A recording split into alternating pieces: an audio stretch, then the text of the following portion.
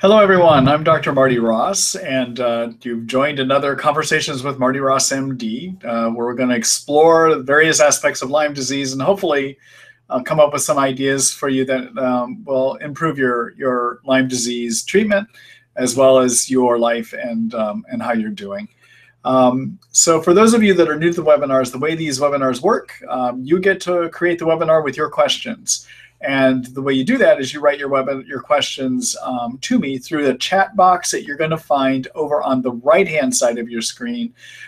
Go ahead and write your questions in that chat box to me. Please, I have one request. As you're entering your question, do not hit the enter key until the question is done. Okay. If you do so, if you actually go ahead and post your question before.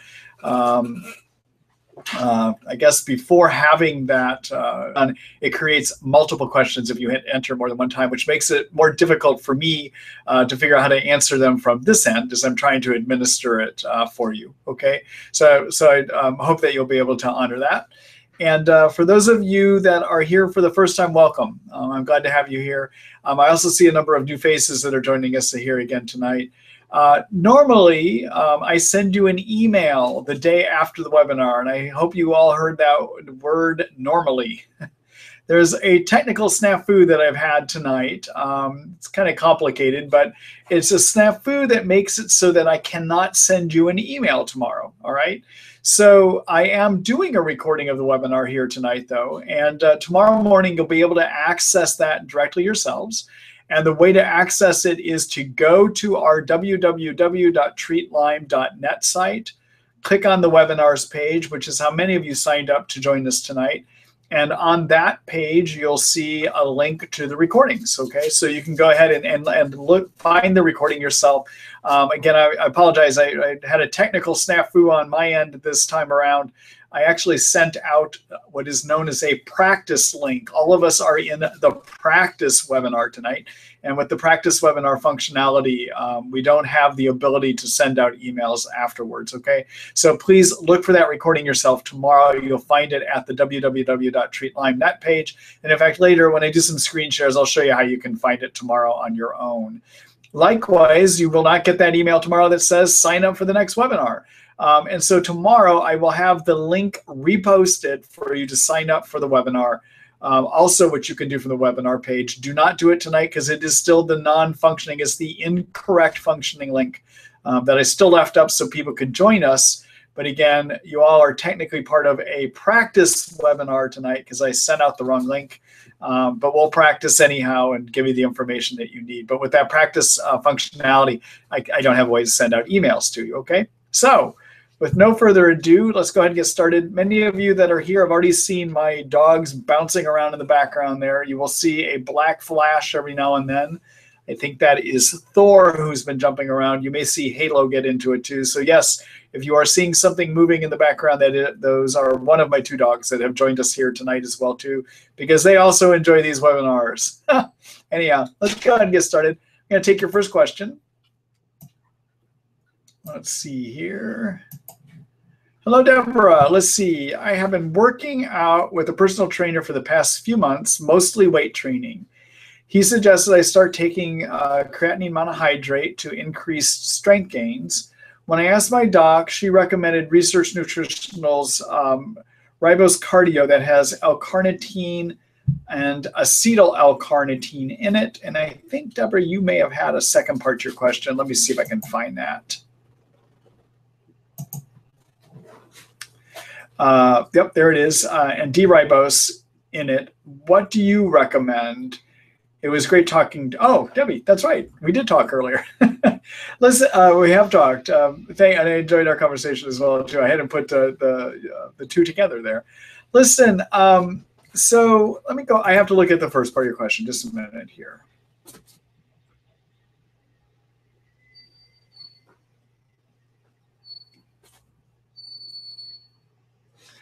Okay, so they're actually, Deborah, they are two different. They're doing two different things, okay? So creatinine is a protein that can help build muscle mass. The Ribose Cardio actually has L-carnitine, acetyl L-carnitine, and I believe, what else does it have in it? It's got D-ribose in it, okay? So D-ribose, acetyl L-carnitine, and the L-carnitine are all things that help your energy factories in your body work better, which are called mitochondria. All right, so they give you energy by helping the mitochondria work better. Things that help your mitochondria work well are acetyl L-carnitine. Actually, let me step back a step. So everyone, mitochondria are the energy factories that are found in every one of our cells. By some estimates, we think there's 300 to 400 of those, okay? And when somebody has Lyme and chronic infections, there's an overproduction in our bodies of oxidizing agents, and oxidizing agents can damage nerve membranes, our cell membranes, but in addition, they can damage the membranes of our mitochondria, which can make it so those mitochondria don't work as well, and therefore we have a hard time generating energy. Now, often you don't need to do anything directly to fix the mitochondria other than getting your germs under control and also doing things to support the body's hormonal systems like your thyroid and your adrenal glands, okay? That's often enough, and being on good multivitamins. At times, though, you do need to do some things, and this is usually about 6 to 9 months into a treatment. I will have people start to do something to help fix their mitochondria if they're not working well, okay? So mitochondria has a fat membrane that can get injured when you have chronic infection. And it uses a transport vehicle called acetyl L-carnitine that helps carry fat to the inside of the mitochondria so it can get burned into cell fuel, okay? Also, those chemical reactions that take place inside the mitochondria require a few nutrients to work, of which one of those is the D-ribose is one of those, okay? And so which is a sugar that is used actually to create some of that energy, okay? Now, I haven't found that formulation, that Ribose Cardio, to be the best way of building up your energy. What I usually prefer actually is using something called NT factor energy. And what NT factor energy has in it are the fats that make up the mitochondria that have gotten damaged. In addition, it has various nutrients that the mitochondria use to work better, okay? Research Nutritionals also has another product called ATP Fuel, which has in it NT factor, nutrients to help your mitochondria work better, including an additional one that is not found in the NT factor, which is coenzyme Q10, and also it has some NADH in it as well too. My preference, though, is that I prefer people work with the NT factor over ATP fuel, especially if you're treating Babesia, if you're using Malarone or Mepron to treat your infection Babesia, you do not want to be on coenzyme Q10. They will make it so those drugs don't work. So my preference, if you're going to try to fix mitochondria, is I don't really prefer that that Ribose fuel or the what does he call that? The Ribose Cardio. I actually don't prefer that. And Deborah, I actually don't think carnitine does a great job of building muscle mass. I usually prefer that people just support their mitochondria with NT factor. And if you've used that and didn't find it effective, then I would add some additional nutrients to it, which is work with a very powerful antioxidant called, I'm just going to go blank here. Oh, what am I talking about here? Hold on here, man. Glutathione is the name. Glutathione is an antioxidant that helps mitochondria work better, and also work with acetyl L-carnitine is an additional one, and then also be on coenzyme Q10. Those are things I think of. Okay, all right. So I hope that gave you answers, and let me go ahead and move on here. Thank you.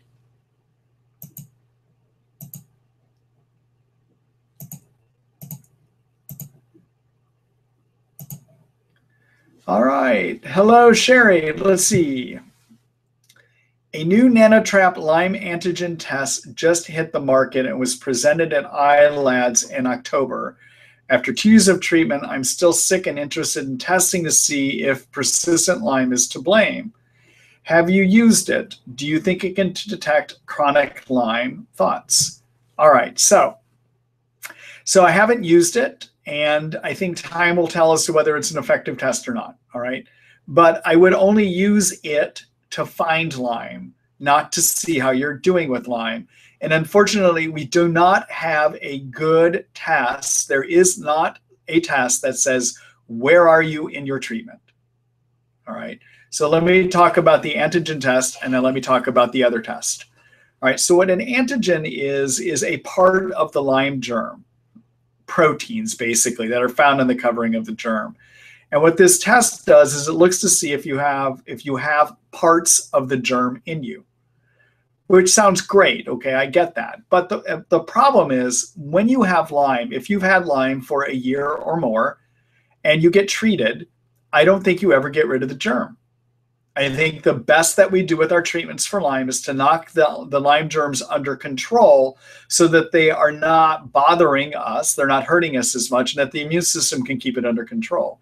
So if I'm done treating somebody with Lyme, or I've treated them as far as we can, the germ is still in you. So if we do a test to see if the germ is in you, which is an antigen test, well, guess what?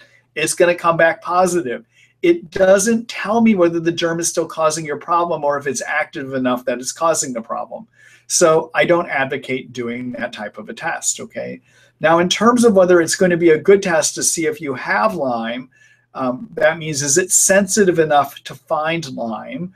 I think we need to see what time tells us, and I'm not sure. I'm actually not sure whether it's going to be a useful test to do that at all or not. Okay. Now the other test that we can do to see if you're done with treatment, some of my colleagues advocate doing a Lyme disease blood culture test. Now that Lyme disease blood culture test is a newer test, came out a few years ago. There's been one study done looking at its effectiveness. And I believe it was somewhere around 50 people were studied in the study, okay, which means already we can't trust it. Studies that only do a few people, a small number of people, may not be useful in the real world. It's not enough people studied to know, does that study have any real meaning when we put it into real practice with lots of people, all right? But that study did show that Lyme can be found with the culture about 95% of the time. Now, I question whether that's accurate, and the reason I question it is Lyme doesn't live in the blood easily. It's hard to find in the blood. So the fact that this test says it can find it 95% of the time, I'm not sure if it's really true or not. And in fact, I still shy away from doing that test by Advanced Laboratory Services for that reason, because I'm not clear if it has any real utility, okay? But again, it's the same issue that I just talked about, which is when we're done treating Lyme, the germ is still in you.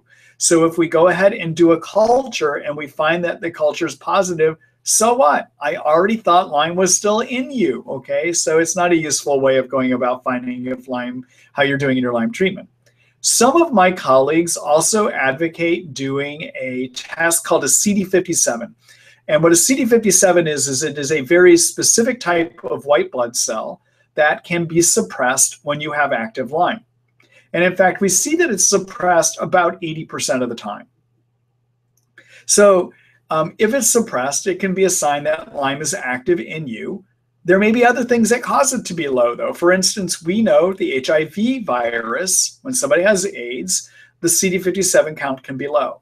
And I believe there probably are other viruses and infections that can cause it to be suppressed. So if you get a CD57 test back, your doctor orders one, and it comes back low, it doesn't prove it's Lyme causing it, okay? But it is something we see that does happen in Lyme, and it can have some relevance. Now, when the test was developed, maybe about, I think maybe 5 or 6 years ago, actually it's been longer than that, but when it first came out, we thought we could follow it. We thought that we would see, as a person was getting better, that we should see that CD57 level rise, okay? But in fact, what we see is it pretty much remains flat, and towards the end of treatment, if it is going to go up, at the end of treatment, if it is going to go up, it will skyrocket up right at the end. So it kind of stays down, and then at the end, it'll skyrocket up. That's if it goes up. It doesn't always go up, all right? The other thing we see is it doesn't stay just flat. It actually oscillates up and down about 30%, all right? So in terms of its utility, in terms of testing where you are, it doesn't rise like this. It stays flat-ish. So it's not a good test to see where you are. The other thing is it gives us false hope and it crushes our hope, okay, because it oscillates 30% up and down.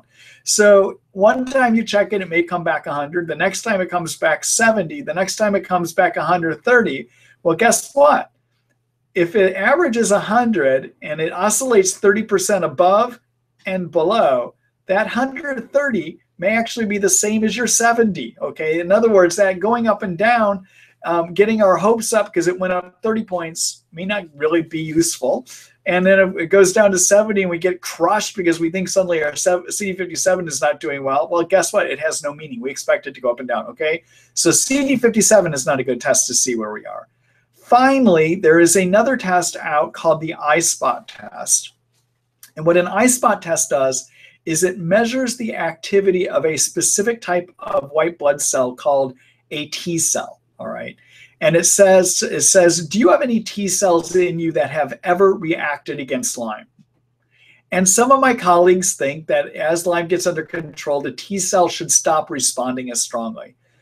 I don't agree. I think our T cells keep responding, okay? So I don't think that's a useful test. And then the last test we often use in Lyme is the one that I think is more tried and true in terms of diagnosing Lyme, is the Western blot test. And what a Western blot test is used to do is used to see, do you have antibodies in you that attach to proteins found on the covering of the Lyme germ? It's an antibody test, okay?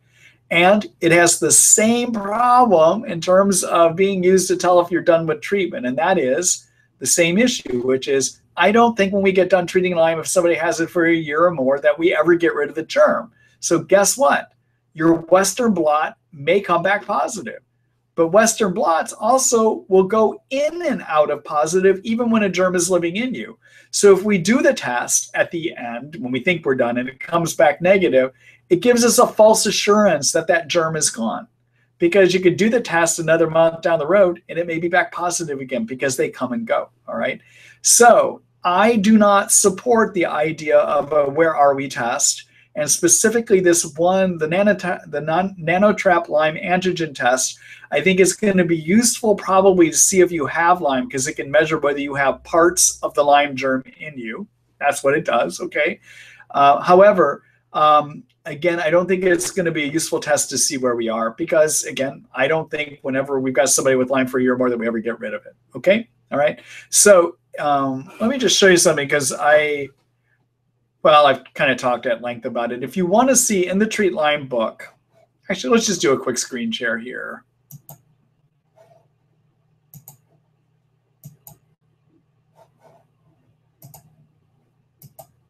I'm going to try to do a screen share. Here we are.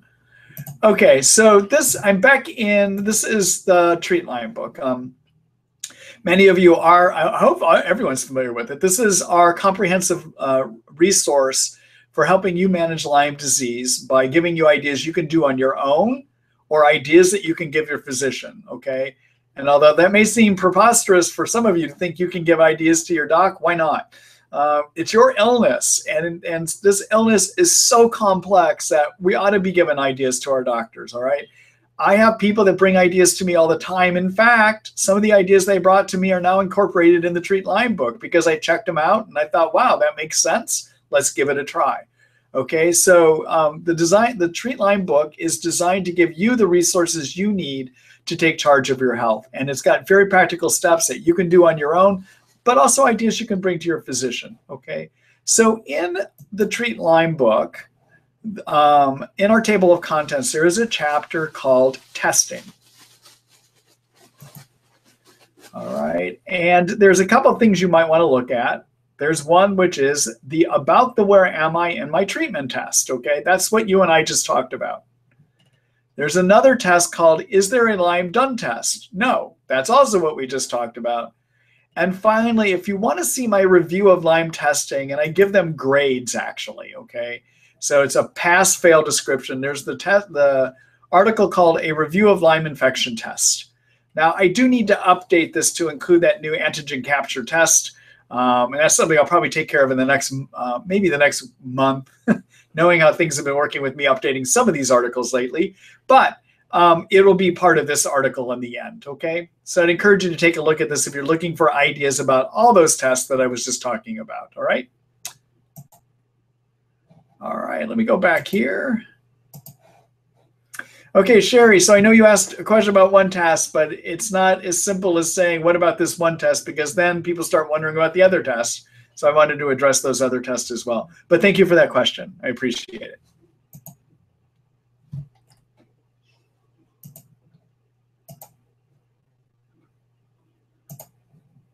Hello, Craig. Let's see, my Lyme isn't getting better, and my doctor is running a DNA test that targets chronic fatigue.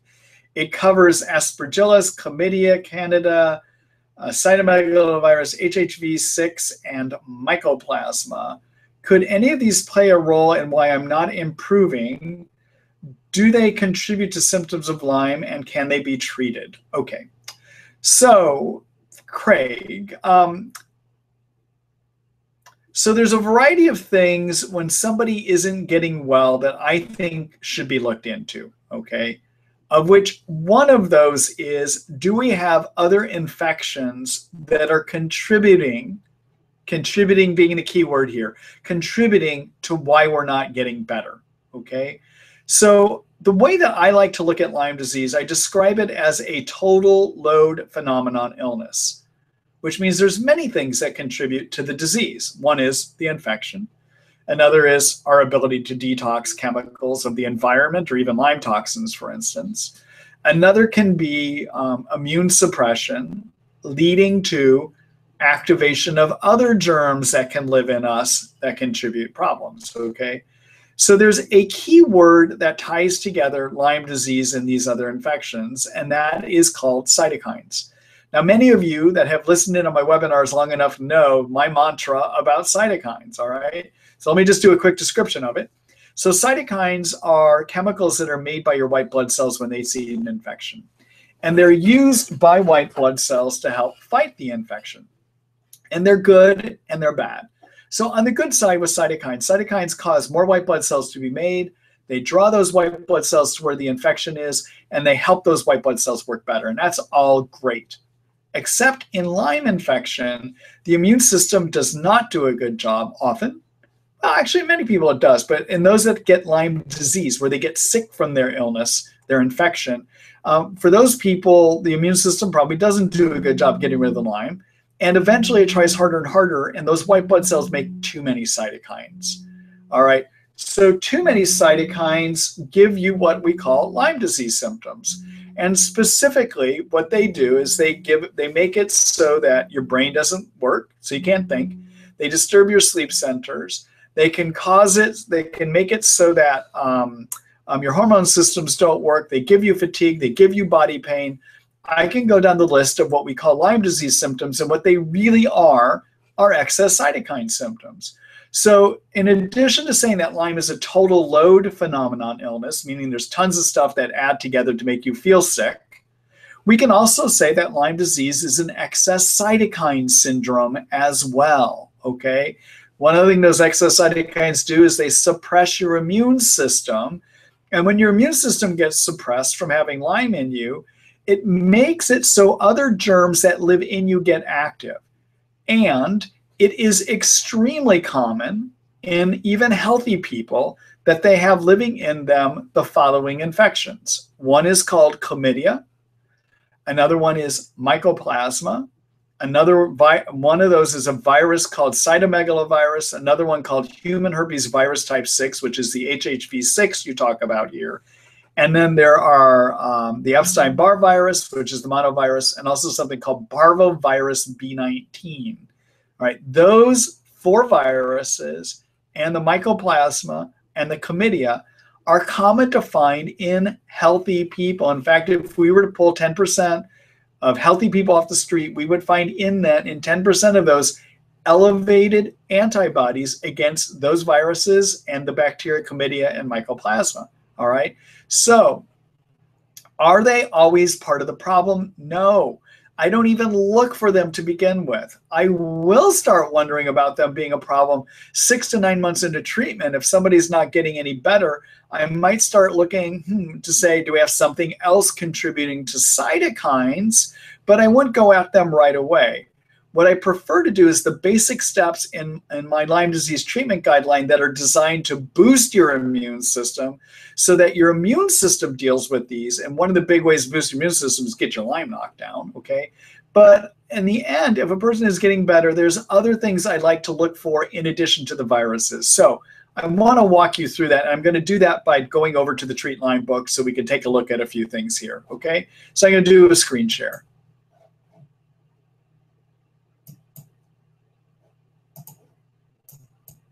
All right, so here we are. We're back in the Treat Lyme book.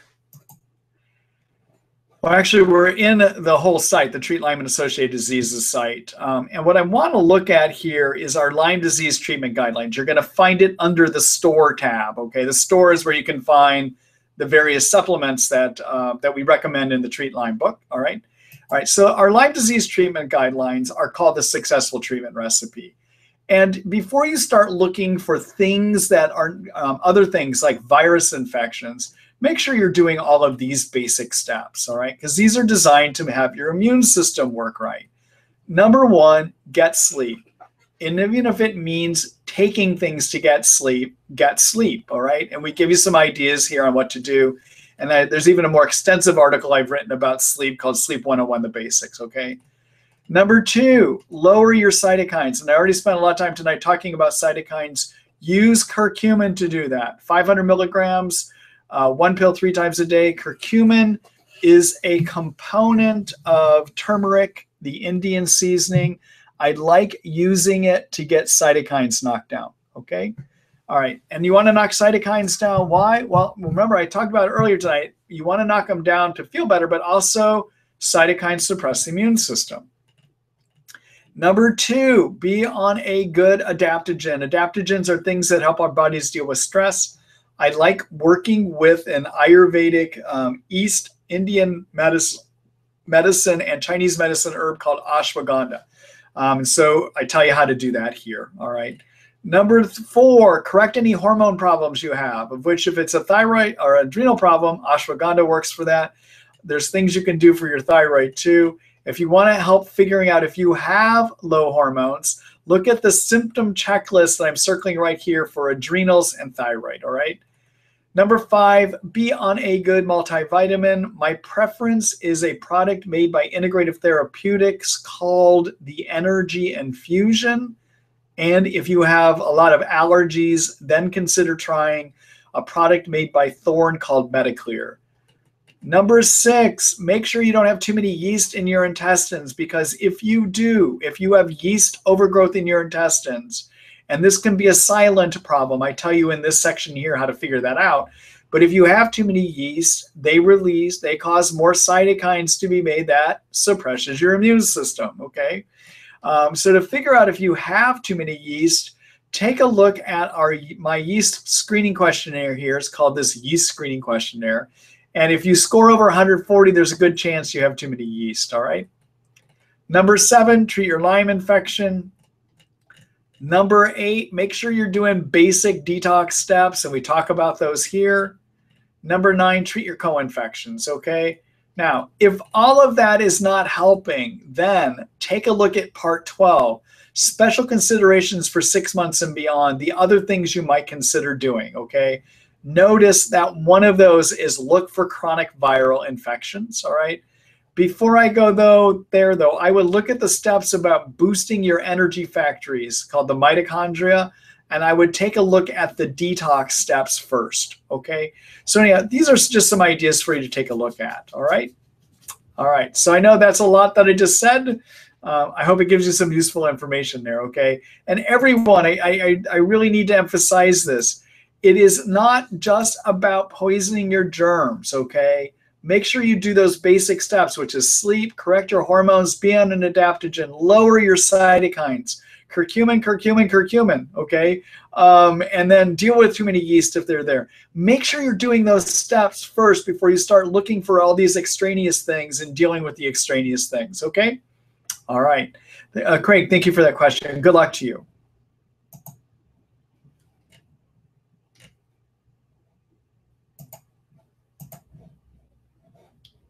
All right, let's see where we are here. Wow, we've actually had, I'm just checking the turnout tonight. We've had a big turnout. I'm surprised. Usually the week of Thanksgiving, things dive quite a bit, but it is a very robust number of people that showed up here tonight. So I'm glad to see everyone here. All right, Sherry, let's see here. I've got a question from Sherry. No, we already took that question from Sherry. Let me get rid of that. Hello, Nina. Let's see. I am doing artemisinin as per your suggestions for dosages, etc.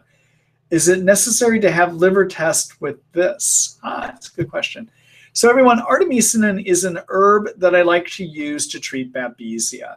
You can find it as one of the recommendations that I have in the article I have written about how to treat babesia called Kills Babesia, a Brief Guide. I'll show you where you can find that here in a minute, okay? Now, in terms of artemisinin's effectiveness, I think it works quite well on, well, let me stand back. Artemisinin has been historically used to treat malaria and babesia. On the East Coast of the United States, I just have to say there's starting to be some resistance, and some of the docs out there are finding it not to be useful for babesia anymore. Where I practice here in the United States on the West Coast, I still find it works well. And when I treat people from various places around the world in general, I still am finding it work well, okay? So the world being Canada, Ireland, the UK, Australia, I've got people that come to my practice from those places. I do see benefits still in using artemisinin from those regions. But I know the East Coast US, you're going to find Horowitz, who has written a book about treating Lyme, basically says he doesn't think it's working that well. And also a master herbalist named Buhner does not think it's works that well for babesia anymore. That's not my experience. I find it tends to work quite well, okay? But Nina, I don't find that it usually causes problems with the liver. I would, however, anytime that somebody is on treatment, and this is one of those things I probably should do better about checking myself and my patients, but I usually like to do liver function testing at the beginning, about a month or two after somebody has started things, and then usually every few months to every 4 months, I'd like to get liver function testing. So it might be a good idea to look for it if it's been over about a month or two, Nina, that you've been on it, okay? All right, so everyone, if you're interested, let me show you the article where you can look at artemisinin. It's one of two herbs that I like to use. Another one to treat for babesia that I like is an herb called cryptolepis. And so let me just briefly show you where you find that article here. All right, so we're back in the Treat Lyme book again here. I'm going to go to the table of contents. And I'm in the table of contents. This is the chapters, okay? So one of the things that I had showed you earlier is what to do if you're not getting better, but we actually have a whole chapter, okay, called Can't Get Better, Do This. Take a look at it. It gives you a compilation of all the articles that I've written about the things that you might want to address if your Lyme germ, if the successful treatment recipe is not working for you, okay? We've got it all laid out here. All right, so I just wanted to show you that's another way to look at ideas if you're not getting better, all right? Okay, then let's see, in terms of, there's a chapter that I have written on the different ways you can kill germs called Infection Treatment Plans. And in here is one of the articles I just updated, by the way, is called Kills Bartonella. I've added some information in that about how to treat Bartonella with herbs. There's a couple I'm working with lately that I'm finding to work 65 to 70% of the time now. So I've made an update to that article based on what I'm seeing, okay? The other thing you might want to look at here, I'm just going to point out a few things, is because it is cold and flu season, there are some things you can do if you start getting viruses that will help keep them from getting bad for you. And I would take a look at the article called Stop Cold and Flu and Viruses in Their Tracks.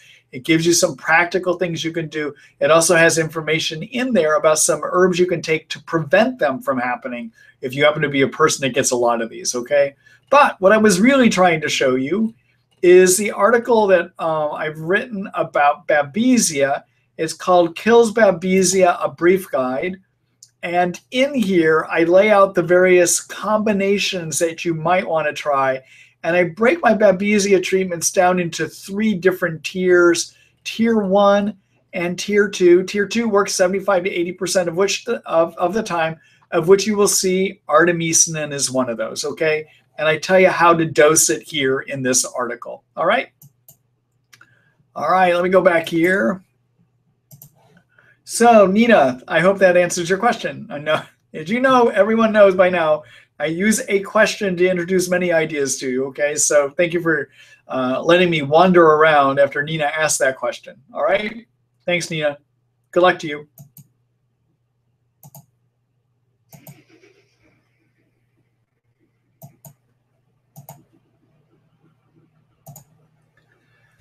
Hello, Saki.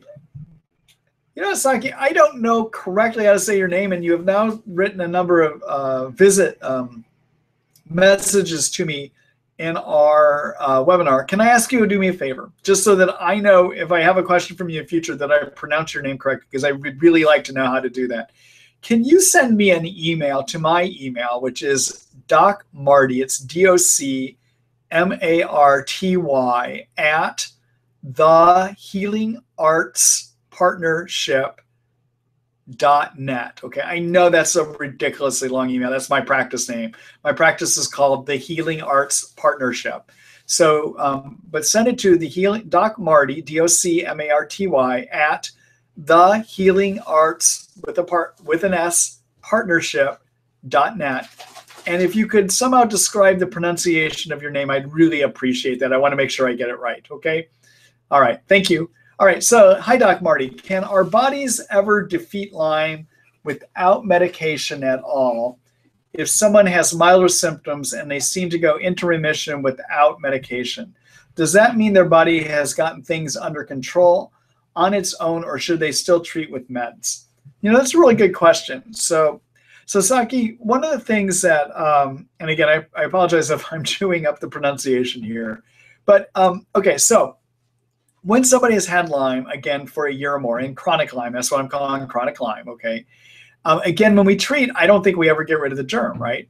The best I'm trying to do when I give somebody antibiotic, when I say, let me rephrase that. When I treat with antibiotics, the best I'm doing is I'm knocking the germ load down, helping the person knock their germ load down so that they feel better. And maybe they get 100% of their health back, okay? So the goal is to get somebody feeling better. Our goal is not to wipe the germs out, because we don't. We knock them down, but we never get them out of the body, all right?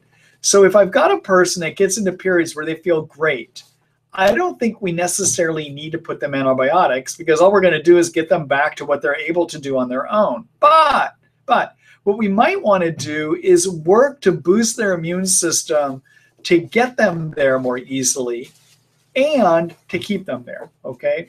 So there's some things that I would always still want to make sure that I do with the person. One is, if they truly go to a place where they don't have any symptoms, when they are symptomatic, what I would do is I would try to boost their immune system. And the way that I would do that, I'd be on curcumin, 500 milligrams, 1 pill 3 times a day. Okay. Number 2, I would make sure that we're eating organic foods, not putting toxins in. Okay. Number 3, be on a good multivitamin, one that supports the immune system, like the energy infusion from Integrative Therapeutics I talked about earlier, or Thorne Mediclear made by Thorne. All right. Number 4, get sleep. 7 to 9 hours of sleep a night. Even if you have to take herb drugs or prescription drugs, take them. Get 7 to 9 hours of sleep a night. It helps restore the immune system. All right. All right. Number 5, I think this is number 5. I would use some transfer factor Lyme Plus, transfer factors, okay, and a product called Transfer Factor Lyme Plus. That's LYM and then PLUS, all as one word. All right. So what transfer factors are is they are, for the sake of describing them, I'm going to divide the immune system into 2 parts. There's one part that is the detectives, and there's another part that's the army. Pretty simple Marty Ross division of the immune system, okay? So the detectives can see if a germ is there, they can identify what it is, and they can tell where it is, all right? But they don't fight the battle. And they release groups of chemicals. One is cytokines. We already talked about cytokines tonight, okay, to turn on the immune system. And they also release these things called transfer factors. Transfer factors transfer information to the Army so that the Army knows what's it supposed to fight, so it grabs the right tools to battle the germ, okay? Now, when you have chronic Lyme, you may have some immune suppression as suppressing the detectives. So we can make up for what they can't do, and that is we can give you transfer factors. Transfer factor Lyme Plus has in it transfer factors that are targeted against Lyme, Bartonella, Babesia, 2 additional Lyme co-infections or tick-borne infections called Ehrlichia and Anaplasma. It also has transfer factors in it against HHV6 virus, cytomegalovirus, and the Epstein-Barr virus, and Mycoplasma and Chlamydia that I was asked about earlier tonight, okay? So it's a nice mix. It has transfer factors in it that are targeted against the quote-unquote Lyme germs, okay? If you want to call them that, all right? So I would be on that as well, too.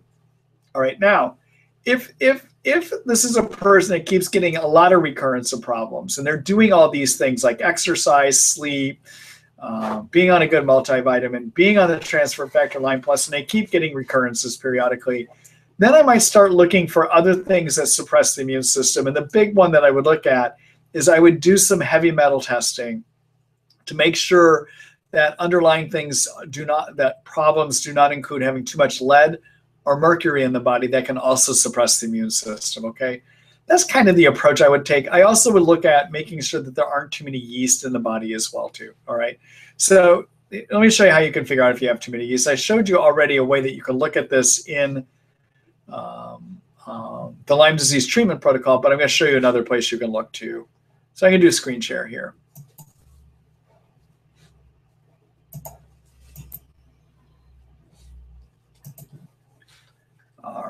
All right. So back in the Treat Lyme book here again. And for this one, I think I'm going to show you 2 things to look at, all right? So for ideas on how to boost your immune system beyond even the things I may have just described, take a look at our chapter on the immune system, okay? And specifically, I would take a look at this one called Immune System 101, the basics, of which I think this has a lot of the things I just described to you, okay? Oh, deal with your emotional toxins too, okay? Emotional toxicity can be one of those things that really knocks down the immune system, all right? All right, the other thing I would take a look at besides this article called Immune System 101, the basics. Let me go back here. Let's see.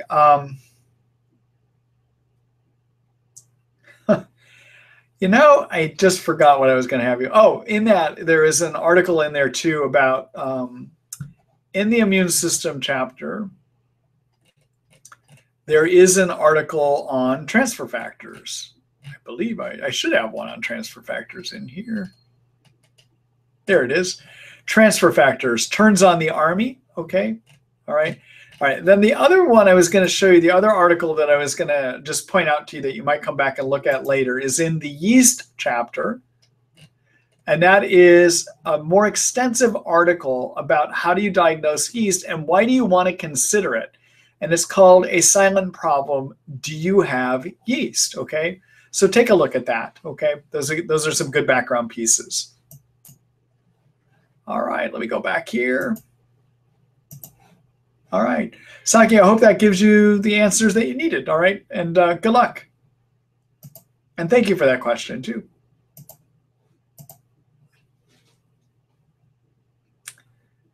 All right. Hello, Jim. So let's see, where are we here? Let's see, I get pins and needles on my back. Any idea what causes them and how to get rid of them? I was told it might be Epstein-Barr virus, and my IgM negative but IgG positive. I have Bartonella, Mycoplasma, Lyme, and possibly Babesia. Also, which co-infection causes the horrible hand, finger, legs, and general weakness? All right, so in terms of the pins and needles is a symptom, is a sign of nerve injury, okay? What can cause that? Well, any of the infections can do that. Lyme, Bartonella would probably be the major ones I would think of, but the other ones that you list here are possible too. So treat your infections, whatever those infections are, treat your infections, okay? But the other things, there are some steps you can take to start repairing your nerves, even while you're treating infections. And there are some things that I recommend for nerve repair, okay? So number one, you want to fix the nerve membrane that gets injured. And nerve membranes are a double layer of fat.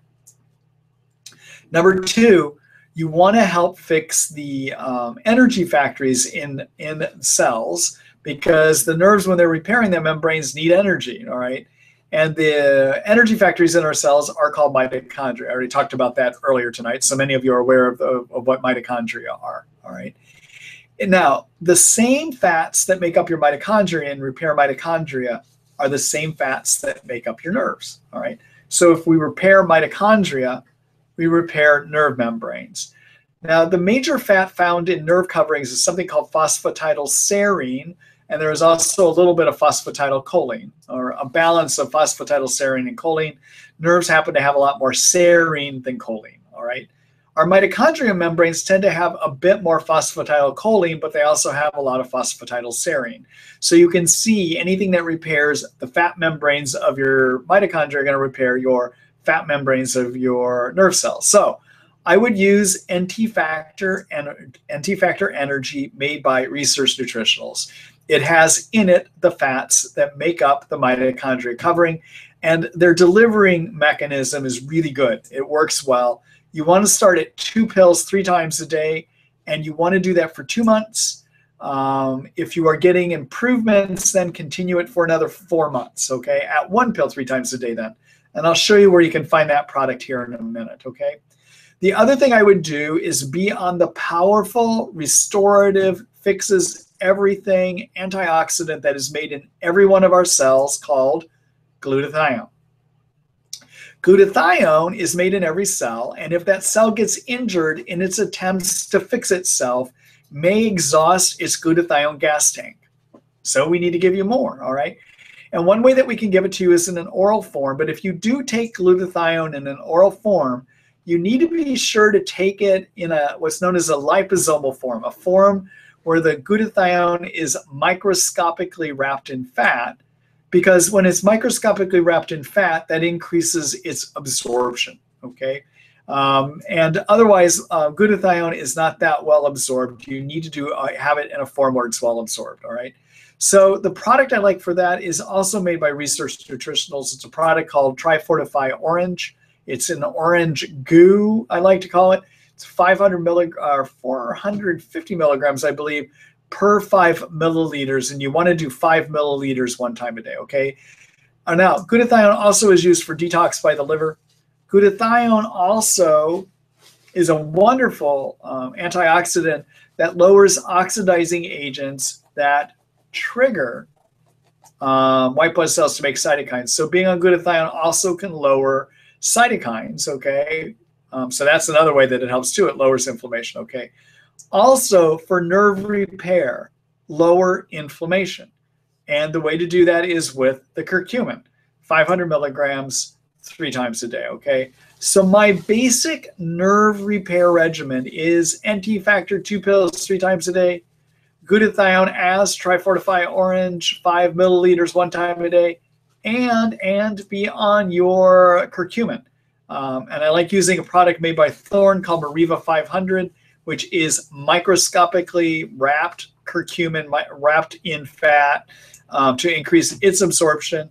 And that is as 1 pill 3 times a day, all right? Now, many of you may be wondering, where do you get this stuff? So let me go ahead and show you real quick, because you want to make sure when you use supplements in treating Lyme that you are using the ones that give you the best chance of getting you well. And there's 2 things you need to consider when you're talking about supplements, okay? Number 1, you want to make sure that the ones you choose have the most effective ingredients, that you work with companies that have done the best job possible of finding the most active ingredients, that they just don't have artemisinin in them, but they have the best kind of artemisinin that has been shown to have the most active chemicals in it, okay? You also want to use supplements that do not use a lot of artificial fillers that might harm you, all right? So you need to work with supplement companies that don't tend to put bad fillers in, all right? So we've taken the guesswork out of it for you. This is the site called Marty Ross MD Terrabrook ND Supplements. This is where our patients go for their supplements. These are the same ones that I use here in the clinic at the Healing Arts Partnership, okay? And we make them available to you. So if you're looking for which products we recommend, you can search by medical problem, or you can search by manufacturer, or you can just look at the search window up here. All right. And so to see, for instance, the NT factor, there's two products that we have in that have NT factor in them. Okay. ATP Fuel, made by Research Nutritionals, and the product called NT Factor Energy. Again, I prefer the NT Factor Energy, although I know some people use the ATP Fuel, okay? So you would find it there.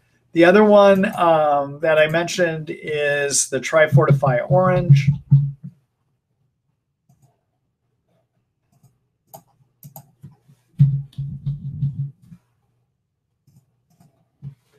And there it is, okay? So this just gives you an idea. This is where you can find the supplement products we recommend. And then the other thing I had recently done, I did put a store link back on the site here. You can click on the store link right here, okay? And that'll pull you over to the store. I am not able to link our articles directly to the store because of FDA guidelines that tell us that we can't do that. We did it one time, but we were asked not to do that anymore, okay? But you can find our supplement store by clicking on that link right there, all right? While I'm here on the Treat Lyme site, I'm going to go ahead and just show you what you all need to do tomorrow. So again, I told everyone earlier tonight, you are not going to be able to get a recording from me tomorrow, email, because I sent out the wrong link to the webinar tonight. I sent out the practice link, and the practice link does not let me know your email. So I'm not going to be able to email you tomorrow morning, okay? But what you can do tomorrow, you come here to the webinars page here, okay, click on it. And on the webinars page, you're given two options. Participate in our webinars and watch our videos, okay? Click on the watch now. Tomorrow, you will be pulled over to the most recent video by sometime around 7 o'clock Seattle time to 7:30 Seattle time. I should have the recording posted, okay? I have to fix this sign up link later tonight to get the correct real link, not the practice link, up for tomorrow. So please don't sign up for tomorrow, the next webinars, until tomorrow. I'll have that fixed later, okay? All right, let me go back here. All right, thanks for that question, Jim. And good luck to you.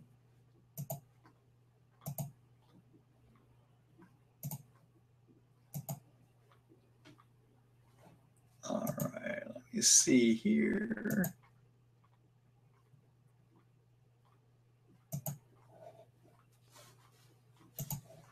All right, hello, Anna. Let's see. I was wondering, is it possible to get infected with Bartonella through an infected cat that licks my face or mouth? Or is it strictly only transferred through cuts and blood? I also was wondering, what are the symptoms of toxoplasmosis and how is it treated? All right, so so Bartonella is a tick-borne infection, but there is a strain of Bartonella called Bartonella henselae that can be transmitted by cat scratches, okay? And we tend to think of it as cat scratch transmitted, all right? So that's how I would handle that. Bartonella that we get through tick bites can be Bartonella henselae. It could also be something called Bartonella quintana, and there may be about 20 other, we know of 28 other animal strains that we also think can infect humans, but we don't recognize them as human strains. So when you do testing for Bartonella, unfortunately, the only tests that are really available are ones for Bartonella henselae, and occasionally some labs will do Bartonella quintana. I don't really rely on Bartonella testing, as many of you know. I basically recommend that my patients, that we look at what their symptoms tell us, and if they have a large number of symptoms that suggest Bartonella, then they should get treated for Bartonella, okay? So I'm not a big believer in testing for it. In terms of toxoplasmosis, there are, off the top of my head, I always have to look up what is used to treat it. There are specific treatments for it. I don't know off the top of my head. I usually don't go looking for it. I will look for toxoplasmosis maybe in my patients that have brain lesions, because it usually will show up as a lesion, and have seizure disorder. Those are about the only times I'm going to look for it. I don't regularly screen for it in my Lyme patients, okay? Now, I'm going to do a quick screen share because I do want to show you one thing here. Okay, so I'm back on our Treat Lyme information site, and this happens to be the webinars page. I'm going to go back to the table of contents in the Treat Lyme book, and I'm going to show you there's an article, a chapter called How to Diagnose. And I just said, in terms of diagnosing Bartonella, I do not rely on testing. Take a look at this article called It Could Be Bartonella or Babesia, the Signs and Symptoms. And in it, I tell you, I don't do testing. And then I say, look at various symptoms to see if you have my Bartonella, okay? Take a look there. You'll see the symptoms that I think that are the most important ones. All right, let me go back. All right, Anna, thank you for that question. And good luck to you.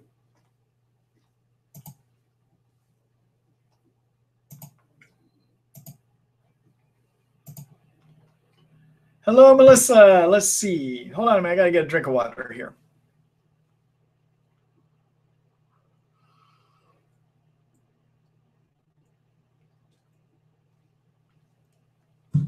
Let's see. When I exercise, brisk walk uphill, I get pinch-like tingles mostly around lower ribs, abdomen, hips, sometimes back of upper arms, inner thighs, and my head gets air-headed buzzed feeling.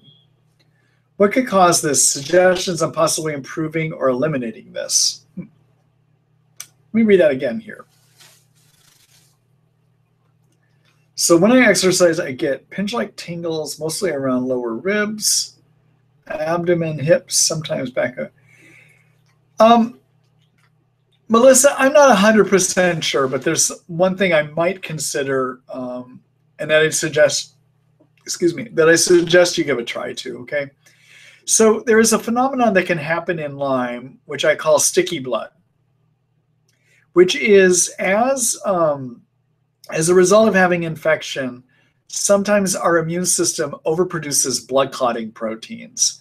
And these blood clotting proteins in the blood literally make the blood kind of sludgy or thick, so it doesn't flow as easily into small blood vessels, okay? So when you're exercising and you need to get oxygen deep into your tissues, you may find that your blood is having a hard time getting into the really, really, really, really small blood vessels when they have a higher oxygen need in some of those tissues. And so if those tissues are starved for oxygen, they may hurt, or they may start doing some of the symptoms that you're talking about, okay? So one of the things you might want to try to do is to thin your blood out, to thin out that sticky blood.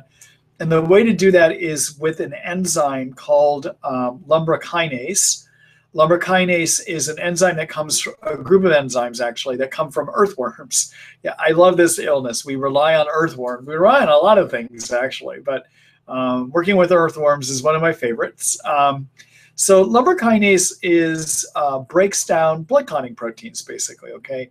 Now, if you decide to do this, I just want to let you know, you will likely not have problems bruising or stopping bleeding if you need to, okay? Because there's three things that we do to stop bleeding. One is we use blood clotting proteins to weave a mesh, if you will, over the bleeding site, all right? The second thing we do is we have what are known as platelets. And platelets are cells that help weave that mesh too. So you don't knock everything out when you do the lumbrokinase, nor does it knock all the blood clotting proteins out, okay? So lumbrokinase comes as a 20 milligram pill, and you want to do one pill 2 times a day. You want to make sure that you take it on an empty stomach by 1 hour either side of having it, okay? If you want to read more about lumbrokinase and the safety issues, etc., there is an article that I have written on that. Let me go ahead and do a screen share here. The other thing, trying to think what section probably going to, the other thing it does is it removes biofilms. So you'll find it it helps break down biofilms, okay? So here's the article on lumbar kinase. Take a look at it later. You'll see that talk about what it can do, how it might work, and safety precautions, okay? All right. So that's the article on lumbar kinase. The reason, so everyone, what biofilms are one of those things that Lyme masterfully creates for itself to survive. And what they are layers of slime that Lyme grows to cover itself. Now, they're not unique to Lyme. Other germs have the ability of doing this too, but we do know that Lyme does it. And we know that it is one of those things. I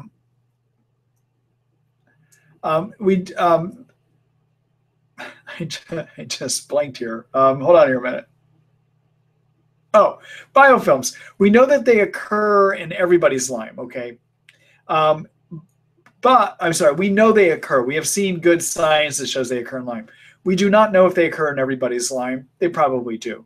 Nor do we know that they universally block treatment. And the reason I don't think they always block treatment, and I think a majority of the time they don't, is before we started focusing on biofilms, maybe 5-7 years ago, when there started being science supporting the idea they were there, I treated people without doing anything specific to address biofilms that would get people well. And what I think happens is, and this is based on some Petri dish experiments, most antibiotics will break down biofilms to a degree. So for instance, Flagyl, that many of you have used to treat your cyst form of Lyme, on Petri dish experiments has been shown to break down about 70% of biofilm. Okay, so all antibiotics to some degree can break down biofilm. Tinidazole, which is a brother-sister of Flagyl, breaks down 95% of biofilms on those same Petri dish experiments, okay? Banderol cemento, those two herbs that I love to use that work 85 to 90% of the time to kill Lyme germs effectively, those two herb products work. They remove, according to the same Petri dish experiments, they remove about 100% of biofilms. In fact, they're my favorite biofilm remover. Lumbar kinase has no science that says it actually does remove biofilms, but we do think theoretically it does, and I see benefits when I use it for that purpose in my patients as well too, okay? So anyhow, those are just some pieces of information for you. Good luck to you, Melissa.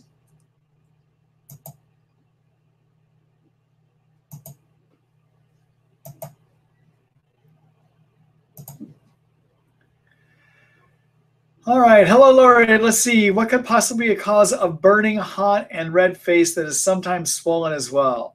There is no sweating involved, just dry heat. Also, there is nothing apparent that may trigger this symptom, as it is like this constantly with no relief. Thank you.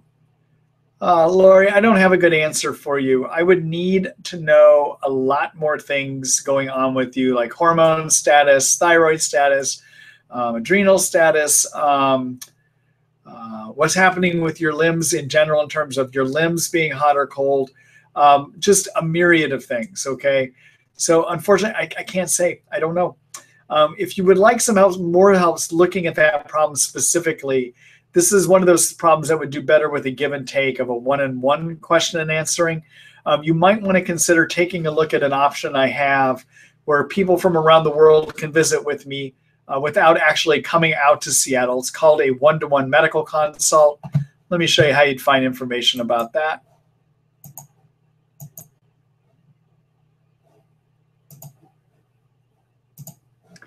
All right, so this is, I'm back in our Lyme disease information site, the treatlyme.net.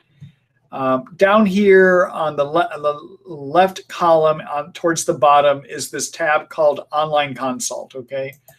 Click on that, and through here I do visits with people from around the world. The only caveat here, take a look through this to see if it is something you might want to entertain doing. I talk about how it works. I do write a visit note as we do it, and it's something you can supply to your doctor. There's two things I can't do as part of the visit, though. I cannot prescribe for you, nor can I order test. But I do give you a message that you can take to your doctor. Maybe you can get them to help with it, okay? So take a look at this, all right? But it is a service that I use to help a lot of people around the world. And it's usually useful. It's very useful if you happen to have a physician that's willing to help you as well too. Okay, that can follow up with some of the ones that require the recommendations I have that require prescriptions. All right, let me go back here.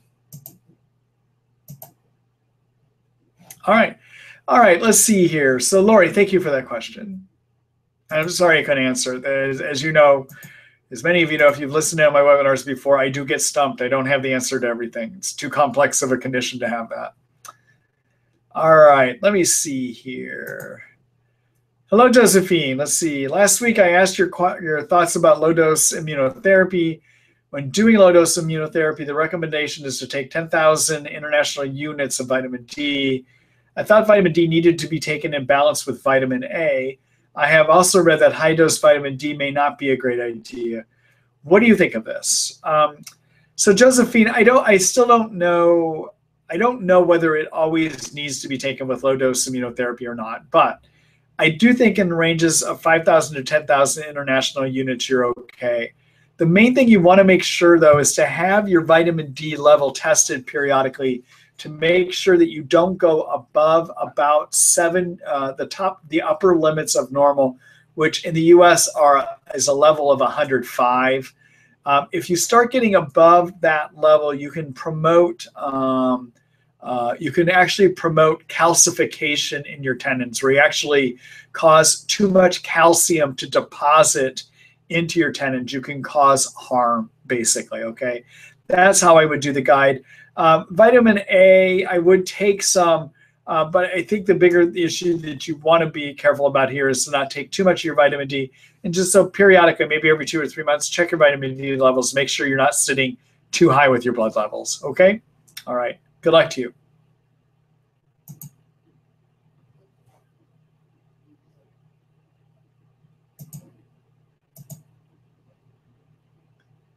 All right, let's see here. Oops, I already answered that one. Let me go back.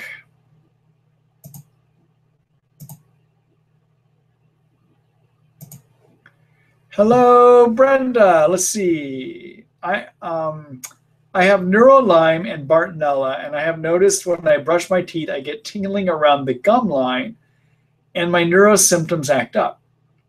This happens even if I don't use any toothpaste or mouthwash. Is this caused by spirochetes? Any suggestions? Thanks for your help.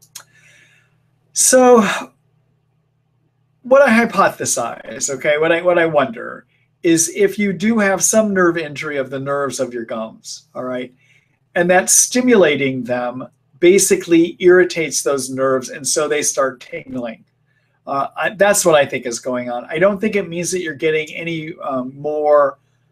And then, yes, I do think Lyme infection can be in your gums. Lyme infection can be throughout the whole body, but it may be involving the nerves of your gums, and that the stimulating those nerves with brushing is irritating those nerves, basically. So that's why you're probably getting some of that tingling. Okay?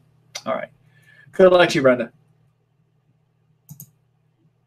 Oh, the other thing, other than treating Lyme the normal way you would treat Lyme, and Bartonella for the normal way you treat Bartonella, whenever we have Lyme and Bartonella in our bodies, you do not need to do anything that is specifically different for having oral gum involvement of Lyme or Bartonella too. Okay? All right. Good luck to you.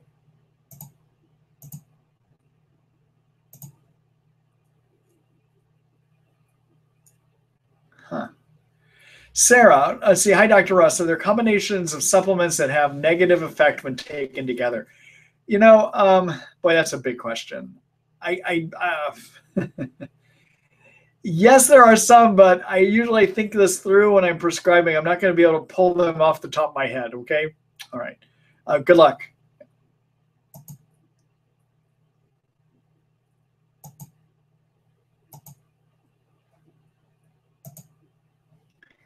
Hello, Kelly. Let's see. What are your thoughts on accuracy of the advanced labs blood culture test? So I kind of talked about this a little bit earlier tonight, but I'll elaborate a little bit more. So when the, and actually so that I'm accurate in my numbers, hold on here just a minute. I need to do a screen share so that I can look at something, okay? and you'll get to look at it at the same time. So let me go ahead and do that.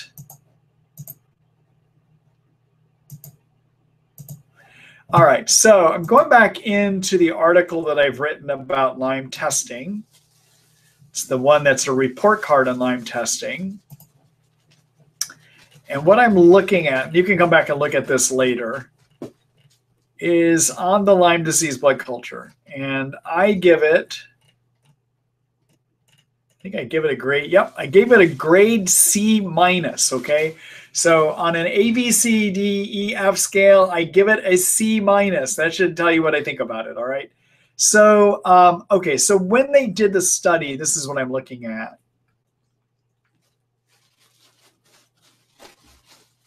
Okay, so here's the problem that I have with, so you can go back and take a look at this article later if you want to look at the detail on it, okay? But the problem I have, there's a number of problems I have with the advanced labs culture test, all right?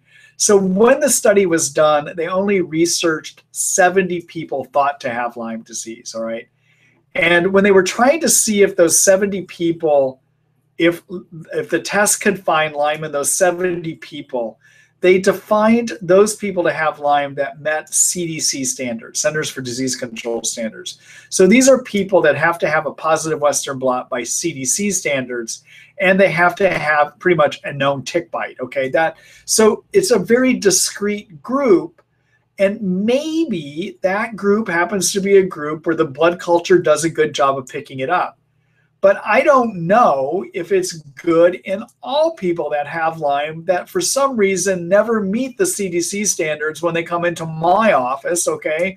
I got to tell you, the majority of people do not meet CDC standards that I diagnose Lyme in. So therefore, I don't know if the test results that they found when they studied 70 people are going to be relevant to the average person in my office who doesn't meet CDC standards for having Lyme, okay? All right, so what the issue is when you do a blood culture, you got to make sure that you can find it.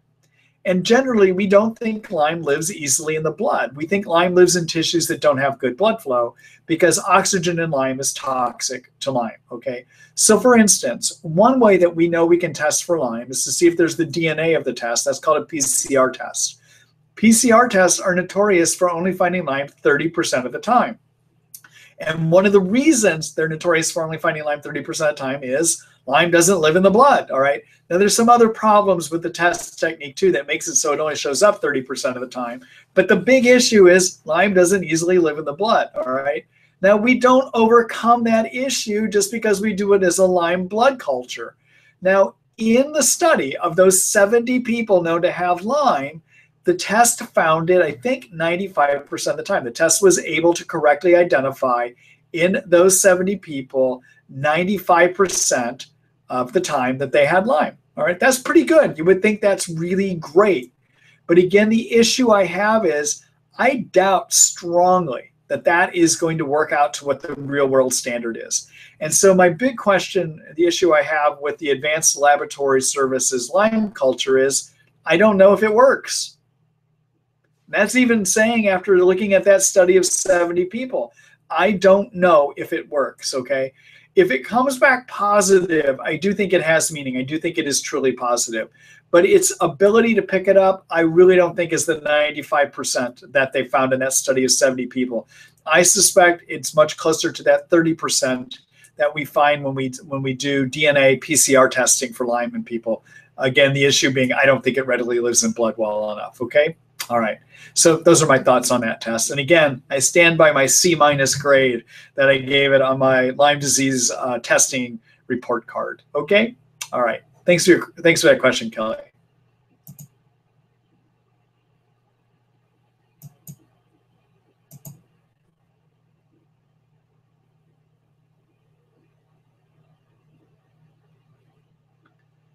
Let's see here. Hello, Robin. Let's see. Diagnosed again in 2010 with various symptoms, I was put on IV Receptin for 28 days by an infectious disease doctor.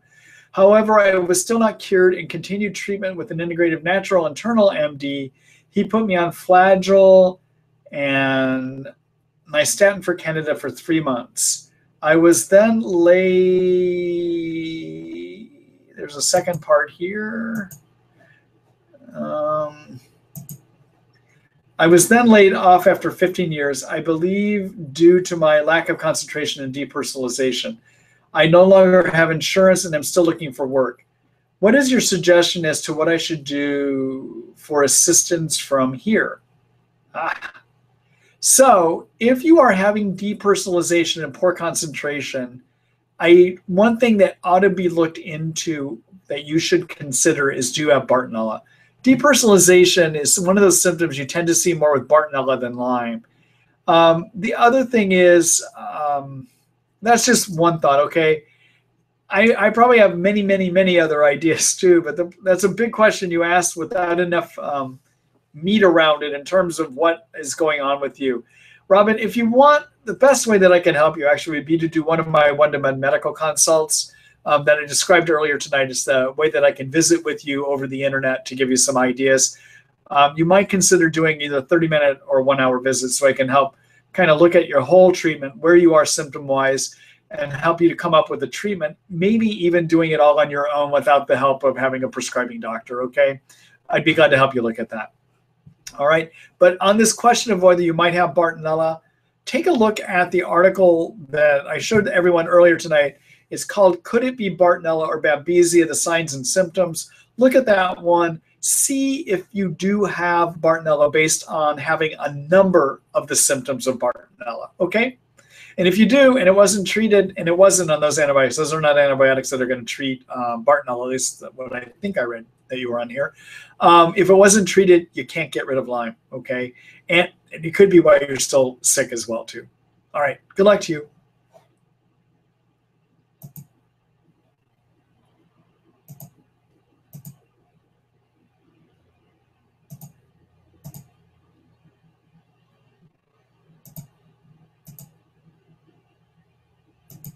All right, let's see. Hello, Christy. Let's see. I've taken Doxy for 6 weeks with Lyme with no improvements of symptoms or any Herx reactions. I am now on IV Rocephin and I am on 24th day. My Lyme symptoms have been worse than ever. Would this mean the medication is working? And if so, do you suggest staying on this IV for longer? Christy, I can't tell if it's working. So first of all, just a couple observations. One is when people go through Lyme disease and they get treated with antibiotics to kill Lyme germs, my observation is 90% of the time people will have Herxheimer reactions, but 10% of the time they don't, okay? So everyone, what a Herxheimer reaction is as the immune system sees the dead bug parts, it makes more of those inflammation cytokines that I described tonight, okay? So cytokines, again, give you worsening of your symptoms because Lyme symptoms are actually excess cytokine symptoms. When you have a cytokine flare from killing Lyme germs, it makes it look like your Lyme gets worse, when in fact, really, it's not Lyme getting worse, it's actually you get more cytokines, okay? So yeah, but I see that happen 90% of the time. 10% of people with the Lyme treatment don't get worse. But when I have this story of somebody being on treatment and they are progressively worsening, not that they started treatment and then they get worse and they just kind of stay flat, but they're progressively worsening, there's two things I wonder about. One is by using antibiotics, you are also knocking down good bacteria in your intestines, which can lead to too many yeast living in your intestines. And too many yeast can lead to more production of cytokines and they release toxins, okay? So one of the reasons you may not be getting better is you may be having too many yeast living in your intestines, okay? Second thing I wonder about is there are 25% of people that when they have Lyme toxins in them cannot remove them well. And that is because of a genetic defect where they do not correctly tag the Lyme toxins for removal by the liver. What's supposed to happen is the liver is supposed to see a tagged Lyme toxin and it's supposed to change it from being a fat-based toxin into a water-based toxin. And then as a water-based toxin, they get moved out into the intestines and we poop them out. 25% of people are genetically programmed in a way that they can't do that, okay? So what happens is those toxins then go to the liver. They do not get changed to a water-based toxin. They come out still as a fat-based toxin. They go out into the intestines and they get reabsorbed again. And so you may just starting to swim in a pool of toxins, okay? And there are things that you can do to look at that. What I would do in terms of considering if you have yeast, actually, let me do a screen share here. I'm going to point you to 2 articles that you can take a look at. So let me do that.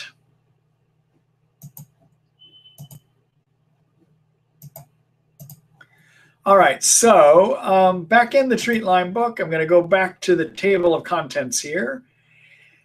And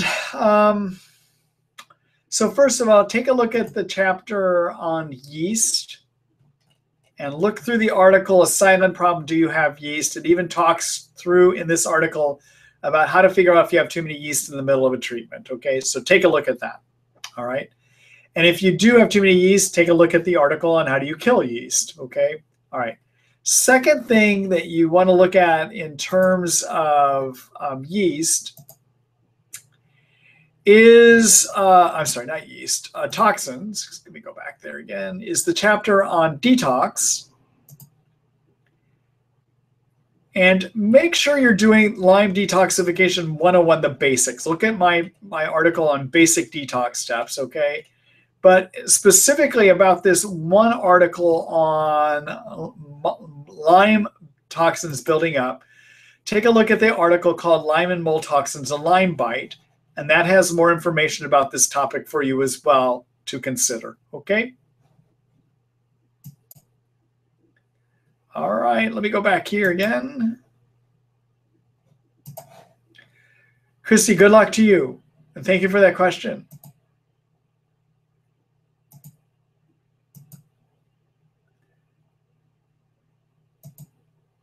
Hello, Lisa. Would you be willing to explain in detail the cycle of Babesia parasite, meaning to help us understand flares throughout the week and month?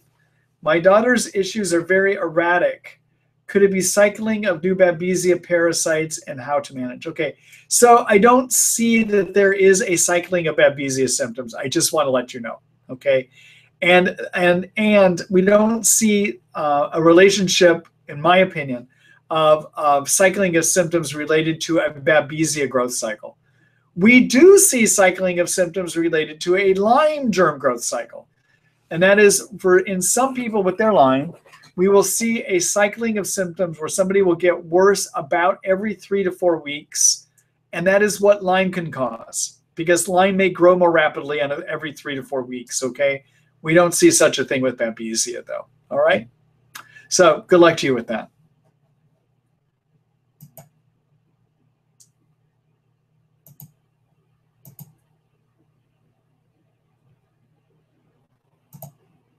Hello, Cindy. Let's see. How long do you recommend taking liposomal glutathione? As long as it's needed. You know, I would use it as long as you're getting benefit.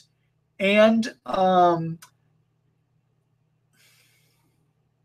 so the question is on this, and I don't mean to be facetious. I mean, I really do mean as long as you need it. Now, how do you determine that? Okay, I mean, I get that. And maybe some of that is looking at it with your physician as well, too, or just seeing where you are. But, you know, one of the reasons to start glutathione is if you are having detox problems or if you are having problems with mitochondrial energy, okay? It can help with both of those, or if you have a lot of cytokines. But at a point, you do refill your gas tank, right? The glutathione levels in your cells. I think probably about 4 to 6 months. Use it for about that long. If you seem like you're doing okay and you wonder if you've plateaued from the benefit, stop it. If you get worse, you know you still need to be on it, okay? That's kind of an approach that I might look at using it, okay? All right. Good luck to you, Cindy.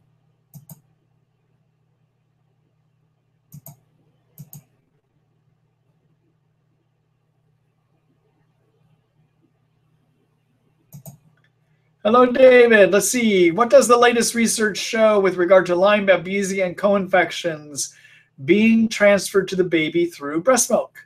So there is science that shows Lyme can be Lyme germ, Borrelia, the Lyme infection, is in breast milk. Okay. However, there are no studies that show it's transmitted in breast milk. Although we have many physicians there are physicians that have seen and believe it did get to the baby through the breast milk. So most of us that treat Lyme believe it is spread through breast milk, but there is no science that proves that. There is science that shows it is in breast milk, though. Okay. Regarding Babesia and the other co-infections, I do not believe they are spread through breast milk, but I don't have any science to back me up either way on that. Okay. And there is not science that shows that either. Okay. All right. Thanks for that question, David.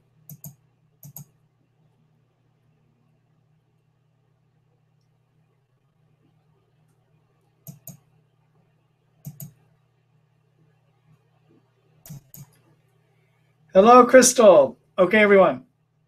We have about 4 minutes left in this webinar, and I want to let you know something. This literally is the last question that was written to me tonight.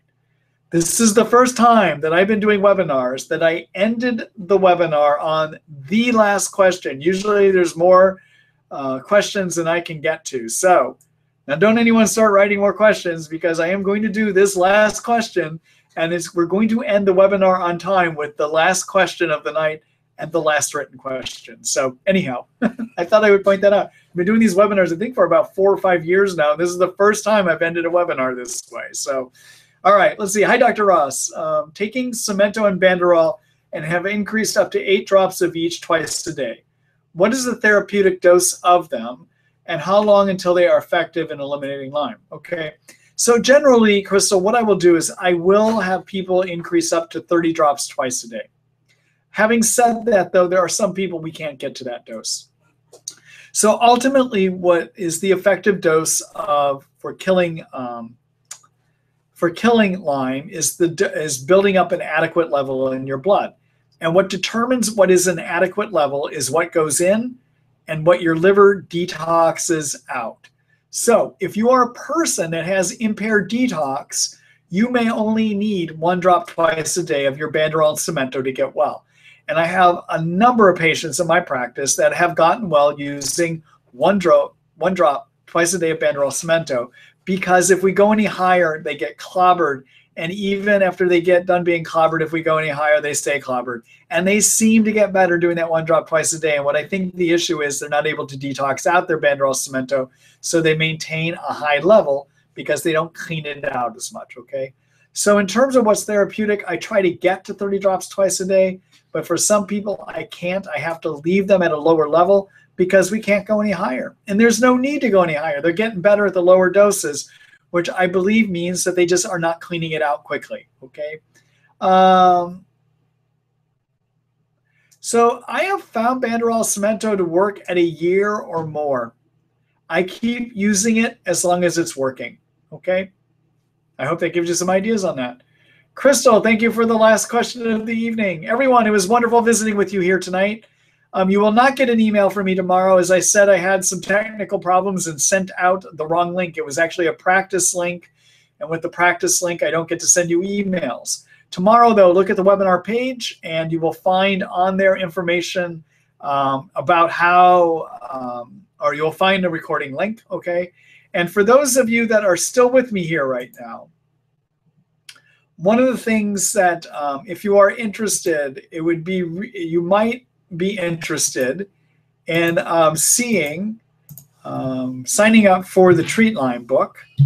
And here in a minute, I'm going to take you over to that so you can do that.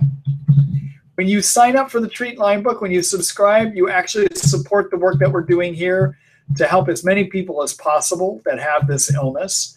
And I, just so you know, I get information daily from people telling me how much the Treat Lyme book has helped change their lives and these webinars, okay? So when you support the work here, you're supporting people getting benefit, okay?